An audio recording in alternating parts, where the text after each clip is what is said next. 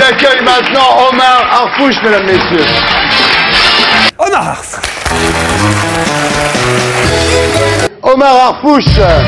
Omar Harfouch, mystère, scandale et fortune.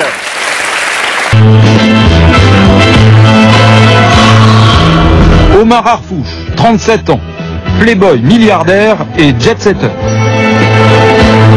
Quand on accompagne le personnage, c'est toujours sur une plage à la mode, en yacht ou en voiture de luxe. Entouré de mannequins et d'admiratrices, sa vie ressemble à un roman photo.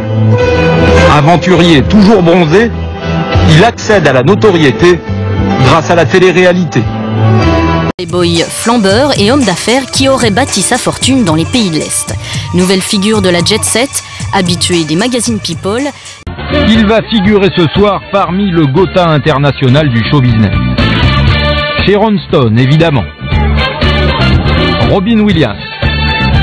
Adriana Carambeu. Samuel L. Jackson. L'ex-princesse Sarah Ferguson.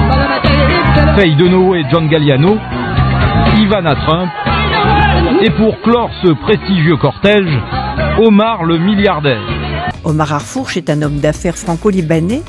Son groupe de communication en Ukraine marche très bien. Passionné par la mode et la beauté des femmes, le dandy a organisé des concours de beauté pour une célèbre agence de mannequins. Donc dans les années 90, l'agence Elite, qui cherchait à se développer dans les pays de l'Est, m'ont demandé d'organiser le concours Elite Model Look. The smell of old bricks and old stuff, you can smell it.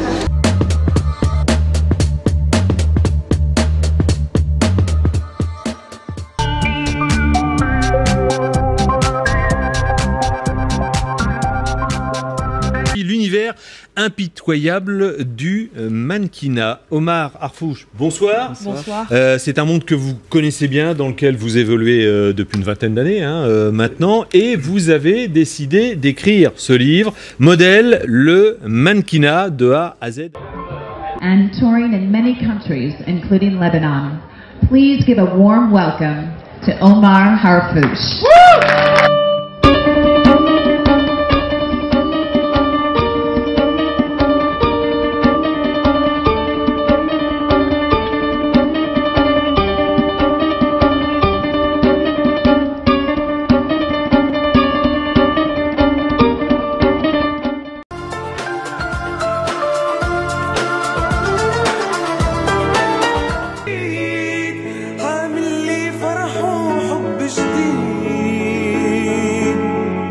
بكرة الحياة أحلى أكيد أحلى أكيد.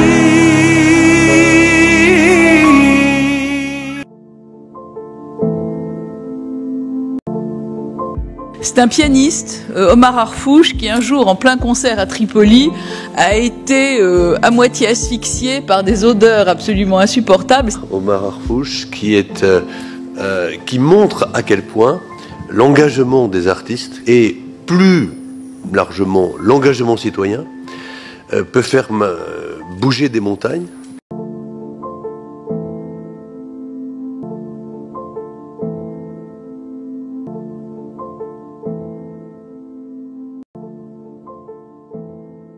Je demande aujourd'hui, ici au Parlement européen, de créer la Troisième République. On a besoin de créer ensemble, avec votre aide, ou même sans votre aide, parce que nous, les Libanais, nous sommes depuis 24 jours, 25 jours dans la rue, et nous demandons une seule chose, on ne veut plus d'un État-religion, et on ne veut plus de corruption, et on veut vivre dans un pays honnête et démocratique.